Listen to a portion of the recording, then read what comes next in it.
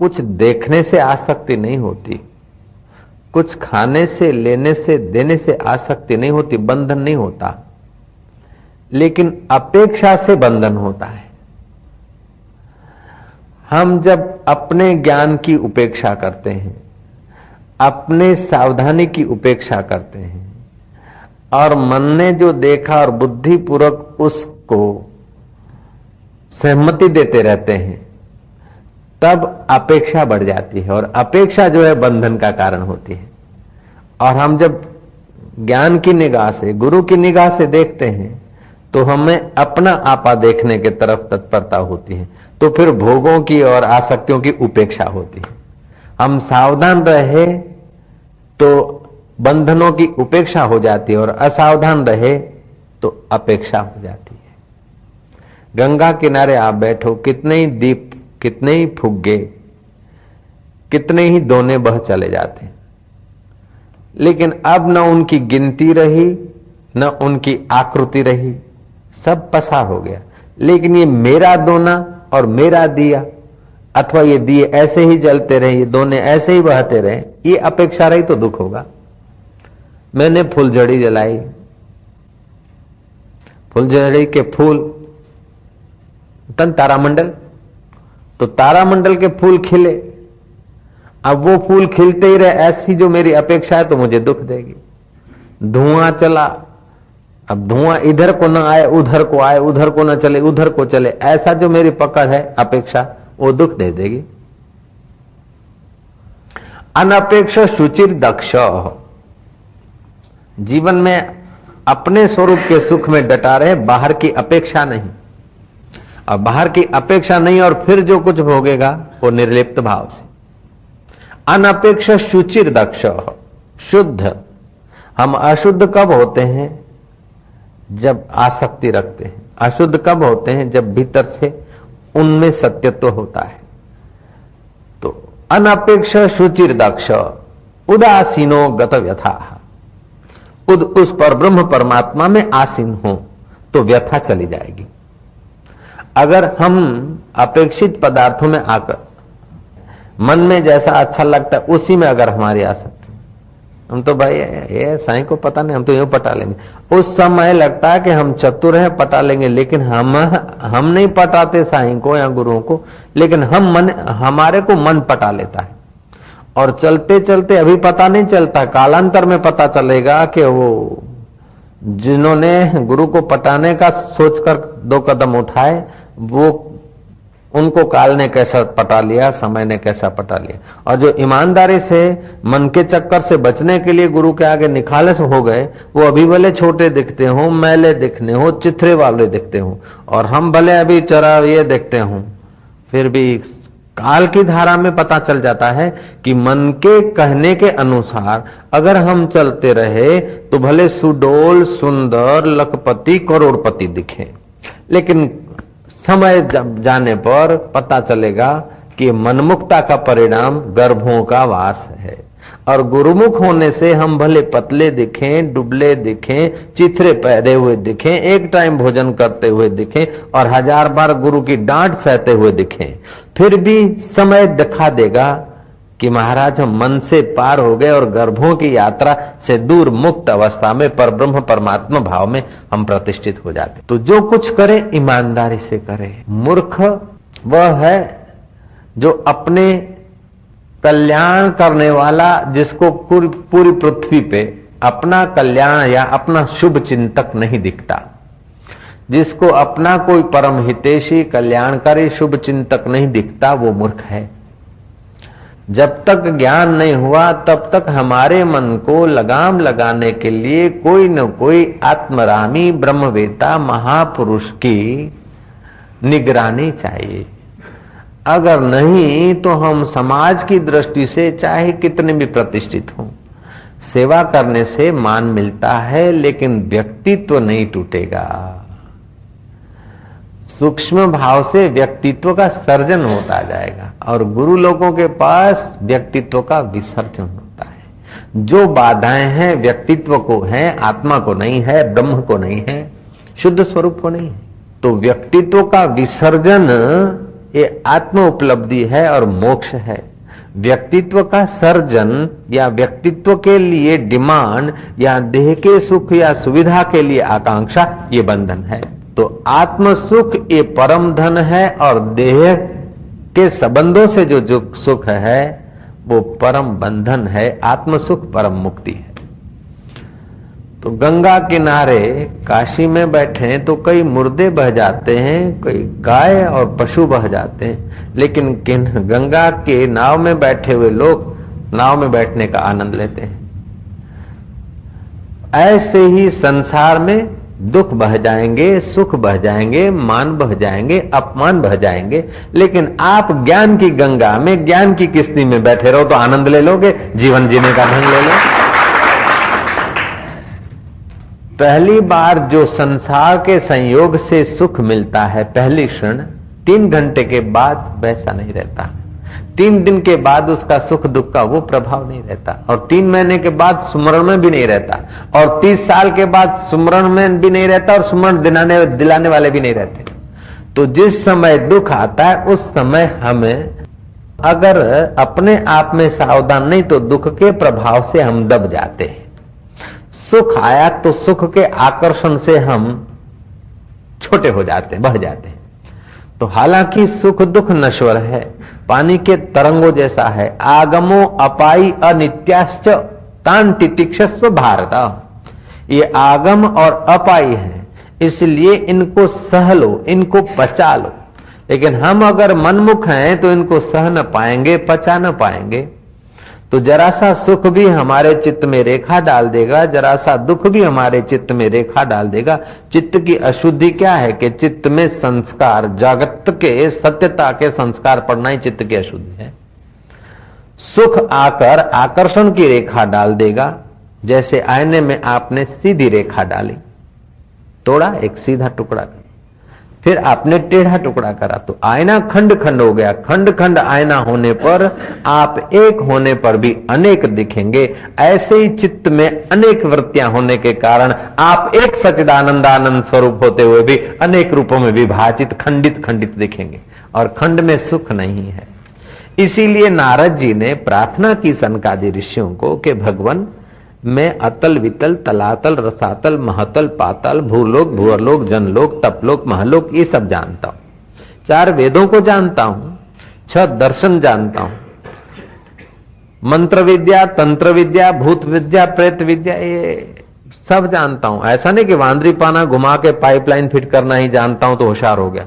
ये सब मैं जानता हूं, फिर भी जिससे जाना जाता है उस स्वरूप को नहीं जानता, उसमें विश्रांति नहीं।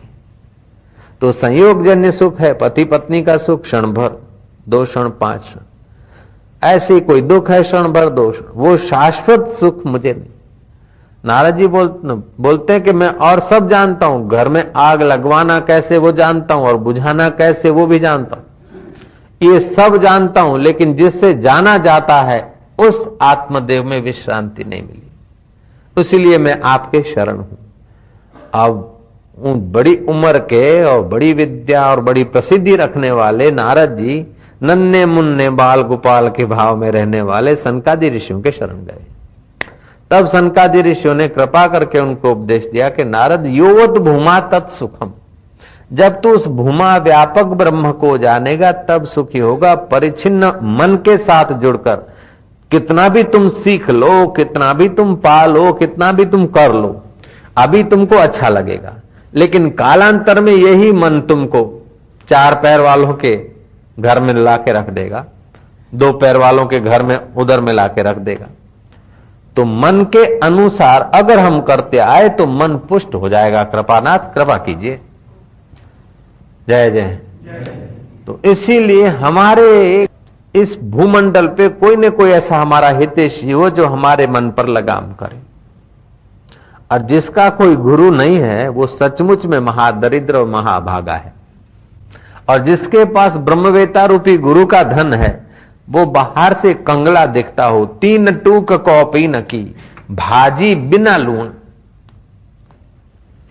कौपीन पर 3 चित्रे हो अथवा 3 इंच की 3 टुकड़े की कौपीन हो, भाजी तांदलिया की हो और बिना लूण की हो, लेकिन हृदय में अगर आत्मराम होने की तत्परता है, मनमुक्ता से पार होने की योग्यता है, तो इंद्र से भी ऊंचे आसन पर है। तो जो अभी सुख मिला या दुख मिला, घंटे भर के बाद उसका उतना प्रभाव नहीं रहेगा। ठीक है ना? अनुभव का, आपके अनुभव की बात। अभी जो दुख दिखता है, घंटे भर बाद उतना उसका प्रभाव नहीं रहेगा, और दिन भर बाद उतना प्रभाव नहीं रहेगा, साल के बाद तो याद भी नहीं रहेगा। हजूर रहेगा? बड़ी मुश्किल है, याद रखने के लिए भी मेहनत करनी पड़ेगी। और 10-20 साल बीत गए तो याद कराने वाले भी नहीं रहेंगे सामने। अब तो जिसका कोई अस्तित्व नहीं, वही दुख और सुख हमें कितना खरीद लेता है, कितना नचा देता है, क्योंकि हम मन के साथ जुड़ गए, निगुरे हैं। निगुरे हैं। गुरु क्या, कि जो गुरु है वो महान, जैसे गुरु शिखर, बड़ा पहाड़, बड़ा शिखर, तो तिनखा छोटी हवा और झोंका आएगा तो हिलता रहेगा, लेकिन बड़े बड़े तूफान चलेंगे तो भी पर्वत नहीं हिलता। ऐसे ही बड़े बड़े सुख और दुख के, अनुकूलता और प्रतिकूलता के जीवन में तूफान भी चल उठे, फिर भी जिसकी समता, शांति, निष्ठा नहीं हिलती है, वह वास्तविक में गुरु है। और ऐसी जगह पर जो पहुंचाने की कोशिश में है या पहुंचने की कोशिश में है, वो शिष्य है। जो गुरु माना जो महान हो, अथवा तो जो महान प्रतिष्ठा में, महान जगह में प्रतिष्ठित करने की क्षमता रखते हो, उन्हें हम गुरु कहते हैं। तो गुरु धोबी शिष्य कपड़ा, साबुन सर्जन हार, कबीर जी ने कहा। सूरत शिला पर बैठ के निकले मैल अपार। गुरु है धोबी, शिष्य है कपड़ा। जब कपड़ा को धोबी धोता है तो लगता है कपड़ा को तो है कि मेरे पीछे पड़ा है, हाथ धो के पीछे पड़ा है। एक तो उसमें डब्बा में डालकर सोडा खार डालते, फिर अग्नि लगाया, तपाया उकड़ते पानी, फिर बड़ी मुश्किल से बाहर निकला, थोड़ी ठंडी हवा खाई तो भी धोबी छोड़ता नहीं। फिर धोबी ने हाथ में लिया, घुमा घुमा के दे, फिर जहां जहां देखता कि दाग है वहां वहां दे साबुन, दे टिनोपोल, दे कुछ, और जहां दाग होगा वहां और मसालेदार वस्तु लगाएगा। तो कपड़ा को अगर प्राण होता तो उसी समय धोबी के साथ एटिकेटी कर लेता, लागी छूटे ना, जय जय। ऐसा लगता है। कुम्हार घड़े को दुश्मन लगता है, कपड़े को धोबी दुश्मन लगता है, पत्थर को शिल्पी दुश्मन लगता है, लेकिन शिल्पी पत्थर को भगवान की जगह पर प्रतिष्ठित कर देता है, और धोबी ही कपड़े को स्वच्छ सुथरा करके देव मंदिर तक पहुंचाने की क्षमता रख देता है। और कुम्हार ही मिट्टी को रोंद रांद कर घरों में आदर की जगह पर, दूसरों को शीतलता पहुंचाने की जगह पर ही तो योग्यता दे देता है, वहीं रख देता है कुम्हार। ऐसे ही सदगुरु इस साधक को, इस शिष्य को टीच टाच के घड़ घड़ा के, धोबी को तो एक ही काम है कपड़े को धोना, कुम्हार का तो एक ही काम है कि घड़े को घड़ना, और शिल्पी का एक ही काम है कि पत्थर में से मूर्ति प्रकट करना। लेकिन गुरु का तो महाराज एक ही गुरु के बहुत सारे काम हो जाते हैं।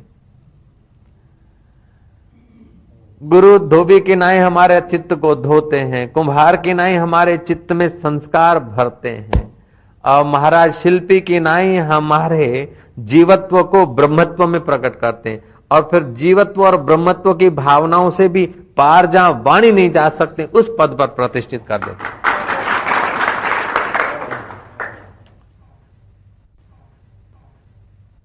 तो शिष्य कुछ न कुछ आध्यात्मिक रास्ते चला है तो कुदरती है कि जितना आप ईश्वर के रास्ते चलते उतने पुण्य बढ़ते हैं। गुरु की सेवा या ईश्वर की सेवा, ईश्वर और गुरु कहने भर को दो हैं, हकीकत में ईश्वर साकार, ईश्वर तो हमने देखा नहीं, और निराकार निष्क्रिय है, निर्गुण है, अव्यक्त है। तो अपरोक्ष ईश्वर तो अव्यक्त है, और परोक्ष ईश्वर जो है वो तो निर्गुण है, निराकार है। परोक्ष ईश्वर तो हमने देखा नहीं, परोक्ष है, और अपरोक्ष तो है, वो तो निर्गुण है, निराकार है। तो गुरु को देखते हैं जिन्होंने परोक्ष या अपरोक्ष तत्व को समझाया। तो गुरु के प्रति अगर श्रद्धा नहीं होगी तो फल क्या होगा कि आप गुरु के सेवा में रहे या गुरु के चरणों में पहुंचे तो जाने का, आने का, सत्संग सुनने का पुण्य हुआ। अब पुण्य होगा तो आपको सुख सुविधा मिलेगा, यश मिलेगा। तो या तो जीव का स्वभाव है, यश में फंस जाएगा, सुविधा में फंस जाएगा, मान में फंस जाएगा, पद में फंस जाएगा, प्रतिष्ठा में फंस जाएगा। तो फिर गुरु वहां कहेंगे कि ये तू गलती कर रहा है। अगर श्रद्धा नहीं है तो लगेगा कि गुरु हमारा यश नहीं सह सकते हैं। हमने शादी वादी की और हवाई जहाज लाई तो गुरु टोकते हैं, हमको देख के गुरु राजी नहीं होते हैं।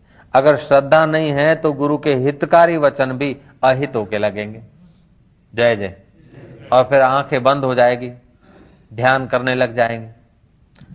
अगर श्रद्धा पूर्ण है तो एक एक वचन सुनते हुए हृदय धन्यता से अनुभव करने लगेगा, धन्यता का, कि हमें भवसागर से निकालने के लिए कितनी कितनी निगरानी रखते हैं, धन्य है। तो अगर श्रद्धा है तो उनका एक एक वचन हम सही ढंग से लेंगे, और श्रद्धा हिली हुई है तो उनका एक एक वचन हमारे चित्त में कुछ नई खलबलाहट पैदा कर देगा। तो ये जरूरी नहीं कि माँ चॉकलेट ही खिलाती रहे। जो माँ सदा मीठा खिलाती और मीठा बोलती और चॉकलेट खिलाती है वो बच्चे का सत्यानाश करती। और जो गुरु शिष्य को सदा मीठा ही बोलते रहते हैं और उसके ऊपर लगाम नहीं करते, वो गुरु भी शिष्य का ठीक से घड़तर नहीं कर पाएंगे। तो प्रेम में अनुशासन की आवश्यकता है और अनुशासन में प्रेम की आवश्यकता है। अपने कल्याण की बात को भी गणकारता नहीं मन। और फिर गिरते गिरते एक सीढ़ी गिरता है ना तो पता नहीं चलता, गिरते गिरते जब एकदम अधो पे जाता है तब आदमी पश्चाताप करता है।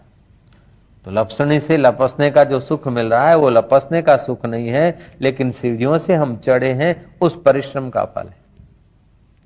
तो मनमुख होने से जो मजा आता है वो मनमुख होने का मजा नहीं है। मनमुख होने का मजा होता तो सब निगुरे लोग सुखी होते हैं।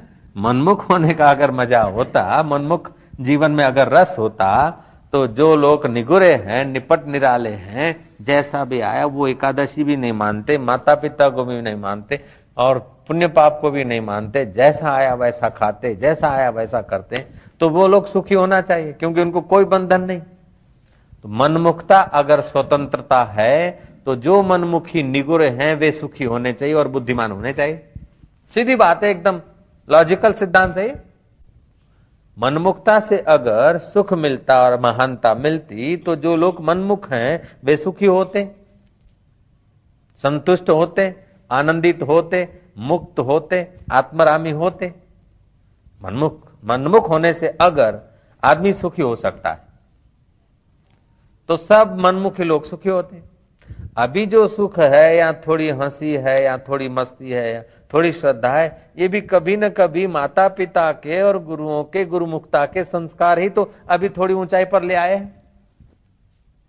अभी जो थोड़ी बहुत कोने खांचे में श्रद्धा है ये भी मां की कृपा है, बेचारे नट बोल्ट वाले पापा की कृपा है।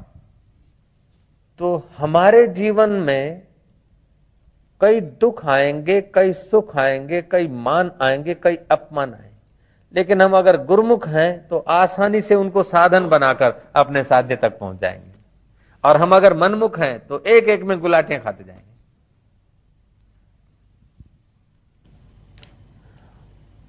हम मनमुख होंगे तो जिस मंत्र की, जिस इष्ट की, जिस साधना की प्रशंसा सुनेंगे उधर हम आकर्षित हो जाएंगे। जैसे कोई किसान 10 फीट कहीं खोदे, फिर बोले यहां पानी की संभावना कम है, ये भूमि अच्छी है, ये अच्छा है, यहां खोदो। फिर दूसरा कोई आए भूमि का ज्ञाता होकर और बोले अटे नहीं पानी निकलेगा, अटे निकलेगा। आप जाओ रतलाम डिस्ट्रिक्ट में तो कई कुएं किए हुए हैं और पूरे खानदान के पैसे लगा दिए और कर्जे पे दबे हुए किसान, पानी नहीं। लेकिन जहां एक डट के किया उचित जगह पर, उनका खेत हरा भरा। ऐसे ही जीवन का रस पाने के लिए मनमुख होंगे तो कभी किसी चीज की प्रशंसा सुनेंगे, कभी किसी वस्तु की प्रशंसा सुनेंगे, कभी किसी व्यक्ति का व्यक्तित्व देखकर प्रभावित होंगे, कभी वस्तु का प्रभाव से प्रभावित होंगे, कभी मंत्र के प्रभाव से, कभी साधना के प्रभाव से। तो हम अलग अलग साधन करते जाएंगे तो अलग अलग रेखाएं पड़ती जाएगी, गहरी यात्रा होगी नहीं। खेत भी कुओं के रूप में बदल जाएगा, न खेत रहा न पानी रहा और वो किसान दरिद्र हो जाता है। ऐसे ही न मनुष्यता रही न ईश्वर साक्षात्कार रहा, आदमी दरिद्र हो जाता है। फिर वो खड़िया पलटन में चले आते हैं। जो लोग साधु बन जाते हैं मौज में आकर और जहां कहां दीक्षा ले लेते हैं। एक आदमी मुझे बोला, उसने बोला मैंने 48 गुरु किए और वो फखर कर रहा था कि दत्तात्रेय ने 24 किए, मैंने 48 किए। लेकिन दुख की बात यह कि मैं इतना सेक्सी हूं कि 2 दिन भी नहीं बीतते और मेरे को 48 गुरुओं के पास भी कुछ नहीं मिला। और सब पंथ वालों का, सब संप्रदाय वालों का महाराज प्रसिद्ध से प्रसिद्ध क्या क्या उसने वर्णन करा कि उनके पास रहा 15 दिन, ऐसा किया, ऐसा सीखा, ऐसा कुछ नहीं मिला। उसके पास रहा कुछ नहीं। और बड़ा थोड़ा बोलने में कुशल भी था, पढ़ाई लिखाई के उसके पास पूछड़े भी बहुत सारे थे, प्रमाण पत्र। लेकिन उसने कहा कि बड़ा बेचैन हूं, बड़ी अशांति है, आपसे मंत्र दीक्षा लेने आया। मैं क्या माफ करूं, हम तुमको शिष्य बनाने के योग्य नहीं है। क्यों? कि वो पूरा मनमुख था। अब पूरा मनमुख था। मैं क्या, अब शिविर भरो फिर देखा जाएगा, अब दीक्षा नहीं दूंगा। भोपाल में तो दीक्षा दे रहे थे हम, उसको नहीं दिया, उसको निकाल दिया बाहर। चिंता ऐसी डाकिनी काटी कलेजो खाए, वैद्य बेचारा क्या करे कहां तक दवा लगाए। जैसे चिंतित व्यक्ति को दवा असर नहीं करती, मन से हारे हुए व्यक्ति को दवा असर नहीं करती, ऐसे ही मन के चुंगल में फंसे हुए मनमुख व्यक्ति को गुरु उपदेश भी असर नहीं करता। वासना ऐसी डाकिनी काटी कलेजो खाए, साईं बेचारा क्या करे कहां तक कथा सुनाए। तो व्यक्तित्व को पूछने की वासना, सुख दुख में सत्य बुद्धि की जो वासना है, ये हमारे जीवन को कोर के खा लेती। प्रिंटिंग होता है जो कपड़े में जान होती, जो कपड़ा सड़ा गला हुआ है उस पर प्रिंटिंग करने वाला बेवकूफ है। ऐसे ही जिसका जीवन अंदर से अश्रद्धा से और गुरुओं की परीक्षा के भाव से, गुरु बदलने के शौक से जिनका जीवन खोखला हो गया, उन पर फिर दीक्षा का मोहर मारने की जरूरत क्या है। एक आदमी ने खूब शराब पी थी और वो चिल्ला रहा था, मेरी पत्नी दिखाओ, मेरे बच्चे दिखाओ, मेरे बेटों को मिलना है मुझे। अब शराब पिया धुलेटी के दिन घर में बैठकर और शराब के नशे में कह रहा है कि मुझे घर ले चलो। अब क्या उसको आप घर ले जाएंगे या बच्चे और पत्नी लाके सामने रखेंगे? आप, जो आदमी शराब के नशे में घर में बैठे हुए बोलता है मुझे अपने घर ले चलो, मुझे बीबी बच्चे दिखाओ, और जो आदमी उसको समझाने लगा है वो शराबी से भी ज्यादा शराबी। अब शराबी को समझाना ये कम शराबियों का काम नहीं है। जो शराब के नशे में और उनको जो समझा रहे हैं, समझ लो उसने ज्यादा शराब पी। जो दारू के नशे में है और उसको जो सिखामण दे रहा है, सीख दे रहा है, तो वो कम नशे में नहीं है सीख देने वाला। नशेबाज जो नशे में पुर है उसको तुम सीख दे रहे हो तो तुम सवाए नशे में हो। उसको सीख देने की जरूरत नहीं, उसके आगे बीबी बच्चे या घर लाने की जरूरत नहीं, उसका नशा उतार दो तो बीबी बच्चे और घर में तो वो है ही। ऐसे ही साधक को मनमुक्ता का नशा चढ़ गया, उसीलिए चाहता है सुख चाहिए, भगवान चाहिए, मुक्ति चाहिए। अब मुक्ति भगवान पकड़ के लाया नहीं जाता, केवल उसके अविद्या का, मनमुक्ता का नशा उतार दो तो भगवान मुक्ति तो उसके पास ही है, वही तो बैठा है, भगवान में ही बैठा है, मुक्ति में ही तो बैठा है, आनंद में ही तो बैठा है, सत्य में ही तो बैठा है। सत्य लाना नहीं, भगवान लाना नहीं, मोक्ष लाना नहीं, केवल नशा उतारना है।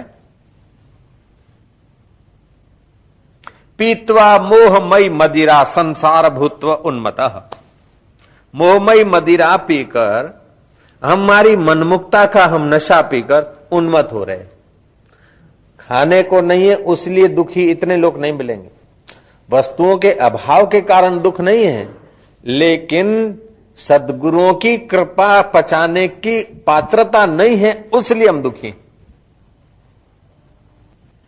नहीं तो वे लोग भी हैं जिनको दिन को खाने को नहीं, रात को सोने को नहीं और वस्त्र पहनने को नहीं, फिर भी सुखदेव जी महाराज के नाम से प्रसिद्ध और लाखों लोगों के तारणहार हो गए। सुखदेव जी के पास क्या था? रहने को, खाने को और सुविधाएं, लेकिन गुरु तत्व की बात माने, लाखों लोगों के तारणहार बन गए। और रावण के पास क्या नहीं था? सुख सुविधा आदि आदि। और फिर भी देखो तो ठीक समझ न होने के कारण, मनमुख होने के कारण ही हम दुखी हैं। जो भी दुख है मनमुखता के सिवाय टिक नहीं सकता। बिना मनमुख हुए कोई दुख टिक नहीं सकता। पहले मनमुख होंगे, बाद में दुख टिकेगा, दुख आएगा, नहीं तो दुख नहीं आएगा। आप ठीक से गुरुमुख हैं तो आपके सामने दुख आ नहीं सकता, दुख टिक नहीं सकता। आएगा दुख, लेकिन वो दुख आपकी निगाह पड़ते ही सुख में बदल जाएगा, साधन में बदल जाएगा, अगर आप गुरुमुख हैं तो। क्या बात करते? महावीर के जीवन की कथा आती है कि महावीर जब चलते थे तो कंकड़ उनके लिए बखमल बन जाता था और कांटा उनके लिए फूल का काम करता था। सांप ने काटा तो सांप को पीने के लिए महावीर के शरीर से दूध की धारा बह चली। अब हकीकत में जो महापुरुष होते हैं उनके जीवन को समझाने के लिए इर्द गिर्द की कल्पना करके कथाएं रची जाती। कांटा फूल बन जाता है और कंकड़ बखमल बन जाता है, तो उसका मतलब ये नहीं कि महावीर चलते हैं और कंकड़ सब बखमल हो गए, कांटे फूल होके खिले। सांप ने काटा तो रक्त की जगह पर दूध बहा। अगर रक्त की जगह पर दूध बहता तो महावीर जी का शरीर दूध से संचित था, तो फिर उनको पेचिस की बीमारी नहीं होनी चाहिए। अंत समय उनको पेचिस की बीमारी हुई जो साधारण व्यक्तियों को होती है। जो रक्त है शरीर में, कभी आप खाओ कभी न खाओ तो जठरा कमजोर हो जाएगी और पेचिस की बीमारी की संभावना है। तो महावीर ने 12 साल में 1 साल भोजन किया था, कभी 6 दिन में तो कभी 16 दिन में तो कभी 6 घंटे में, जब जब समाधि से उतरे खा लिया, नहीं तो उपवास थे। उपमाना समीप, आत्मा के समीप वास था, उसलिए भूख प्यास नहीं लगती थी। महावीर जी इतने स्वरूप में मस्त रहे ये महाराज मन और प्राण शांत हो गए तो भूख नहीं लगी। तो कभी 15 दिन में, कभी 25 दिन में, तो 12 साल में 365 बार भोजन किए, 1 साल भोजन किए। तो उसका असर पड़ा जठरा पर और ढलते हुए जीवन वक्त, जवानी की हुई शारीरिक बेपरवाही ढलते हुए जीवन पर असर डालती। तो महावीर जी को पेचिस की बीमारी हुई और 6 महीने तक इस पीड़ा में उनका शरीर पीड़ित रहा और अंत में देव हुए। तो मानना पड़ेगा कि महावीर जी के शरीर से जब सांप ने काटा तो दूध बहा नहीं होगा, रक्त ही होगा, लेकिन महावीर के चित्त में मेरा रक्त बह रहा है, हाय हाय का भाव नहीं हो रहा होगा, क्योंकि वो तो उपवास में थे, ईश्वर के समीप थे, शांति में थे। इसलिए कथा गढ़ने वाले ने ठीक लिखा है कि महावीर को सांप ने काटा तो उसके लिए उनके शरीर से रक्त के बजाय मानो दूध बह रहा है। सर्प के प्रति हिंसा वृत्ति नहीं हुई और मैं मर गया हूं या मुझे काट रहा है, हाय मैं मरा, ऐसा भाव नहीं है। तो मानो सांप के लिए दूध बहा। महावीर जब चलते हैं तो कांटे फूल बन जाते हैं, उसका मतलब कांटा जब चुभा तभी भी उस परमात्मा की सुवास आई और कंकड़ भी जब लगा तो उसी यार की शांति आई। यही उस कथा का अर्थ होता है। तो जो गुरुमुख है या आत्मा के समीप हैं, उन लोगों के आगे दुख विघ्न बाधा आ नहीं सकते, और आए तो वो रूप बदल जाते, क्योंकि कंकड़ भी फूल बन जाते और कांटे फूल बन जाते और कंकड़ बखमल हो जाते हैं, और सर्प दंश भी उनके लिए यार की याद बन जाता है। तो मनमुखता के बिना दुख टिक नहीं सकता, मनमुखता के बिना जन्म मरण की शूली रह नहीं। पहले मनमुखता चाहिए, बाद में जन्म मरण। अगर मनमुखता नहीं है, हम ठीक ब्रह्मवेता के गुरुओं के आदेश के अनुसार जीते न तो महाराज बहुत थोड़े समय में यात्रा हो जाती। और मन के अनुसार करते रहते तो न जाने कितने तीर्थों में जाना पड़ता है, कितने व्रत करने पड़ते हैं, कितने रंग बदलने पड़ते, कितने रूप बदलने पड़ते, कितना क्या क्या करना पड़ता। पहले ये टीला करते थे हम 10 साल वो दीक्षा में रहे, अब फिर यूं टीला करते हो 5 साल उसको हो गए, अब फिर सब छोड़ छाड़ के धुआं दुखाते हैं उसमें 11 साल हो गए। भाई कुछ करने की जरूरत नहीं, अगर उचित ब्रह्मवेता गुरु मिल जाए तो। इसीलिए तो कहा है हिंदी में, ईश कृपा बिन गुरु नहीं, गुरु बिना नहीं ज्ञान, गुरुवर गुरु बिना नहीं ज्ञान, ज्ञान बिना आत्मा नहीं गावै वेद पुराण। उस आत्मज्ञान के बिना, ज्ञान के बिना, स्वरूप के ज्ञान बिना, अंतर्यामी आत्मा होते हुए भी हमारे लिए नहीं है। हमारा परमात्मा विश्व नियता हमारे साथ होते हुए भी हमारे लिए नहीं, क्योंकि हम मनमुख हैं।